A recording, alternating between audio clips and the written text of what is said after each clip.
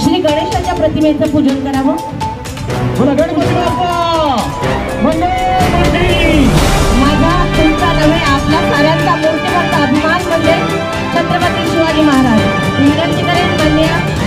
बाळासाहेब पाटील साहेबांना त्यांनी आपल्या शुभ हस्ते छत्रपती शिवरायांच्या पुतळ्याला आपली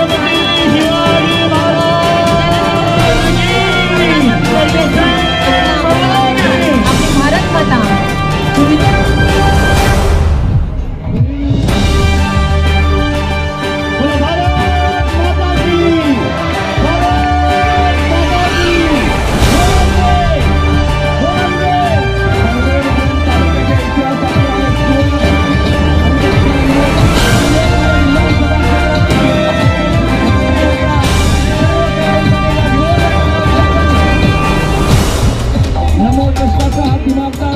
सर्व मान्यवरांनी विनंती या ठिकाणी करतो की सर्व मान्यवरांचे शुभ औपचारिक पद्धतीने या ठिकाणी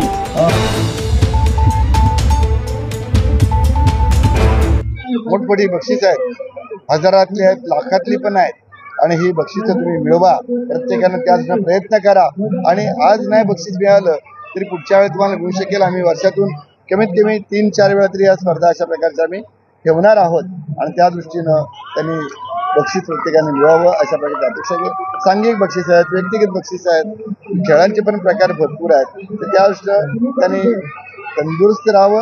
या दृष्टीने खेळ गरजेचा आहे। त्यापर्यंत स्पर्धात्मक मानसिकता त्यांची असावी, तुम्ही जिंकलो हरलो तरी वाईट वाटायचं कारण नाही, म्हणजे ह्या दृष्टीने खेळाडूंनी नेहमी ताजतनावर राहावं आणि जास्तीत जास्त खेळात भाग घ्यावा अशा त्यांना मी शुभेच्छा देतो। अशी आहे आमच्याकडे इथे आता सूर्यकांत ठाकूर म्हणून आहेत की जे कबड्डीची ग्राउंड तयार करण्याचं काम ते करत असतात। गेली 25 वर्षे मी बघतोय, ज्यावेळेला आपल्याकडं पनवेलला शिके ठाकूर कॉलेजवरती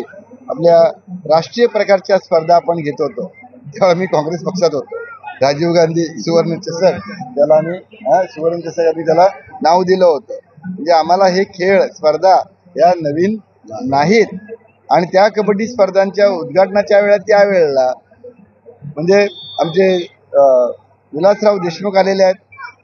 अजितदादा आलेले आहेत, सुशीलकुमार शिंदे आलेले आहेत, पृथ्वीराज चव्हाण आलेले आहेत, म्हणजे अशा प्रकारे जे मुख्यमंत्री झाले, जे कबड्डी असोसिएशनचे मॅच झाले ते सर्व आलेले आहेत। हा मोठा अनुभव आमच्या मागे आहे। जे खेळाचे स्पर्धे आमचं शिकेटी कॉलेज आहे,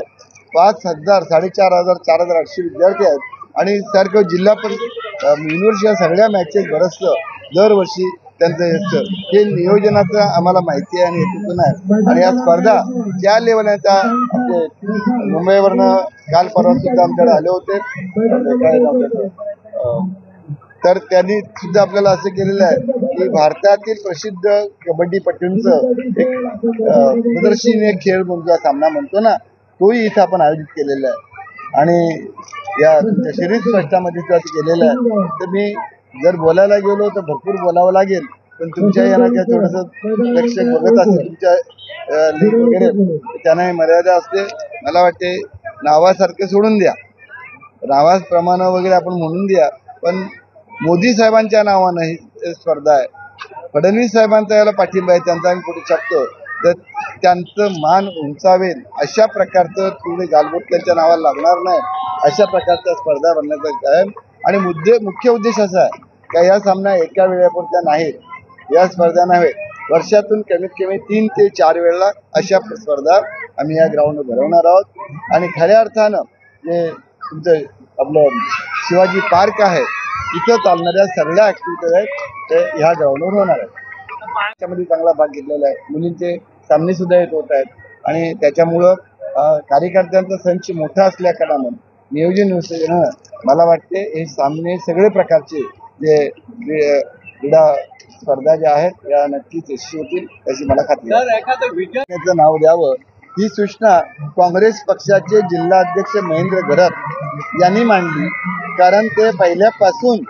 इथं जे आमच्या ग्राउंड करताना छत्रपती शिवाजी महाराज शिवस्विमान करतोय तर ते करण्याकरता आम्ही एकत्र बसून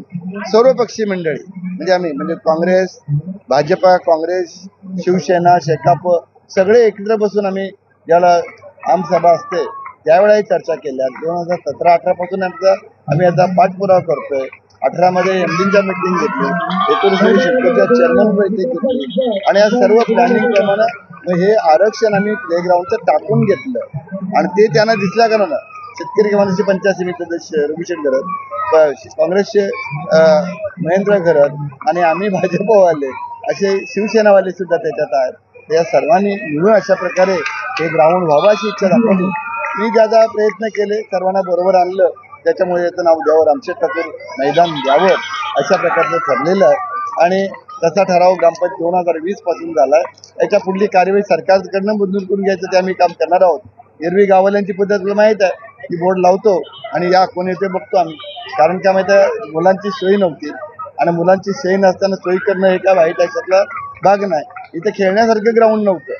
ग्राउंड जरी प्ले ग्राउंड म्हणून टाकलं शिडकोनं आरक्षण तरी देखील खेळायसारखं नव्हतं, ते व्यवस्थित करून घ्यायचं आम्ही काम केलं आणि आज ही इतकी मुलं हजारो मुलं आनंदाने खेळतात हे पाहिल्यानंतर आमच्या मनाला खास आनंद होतोय।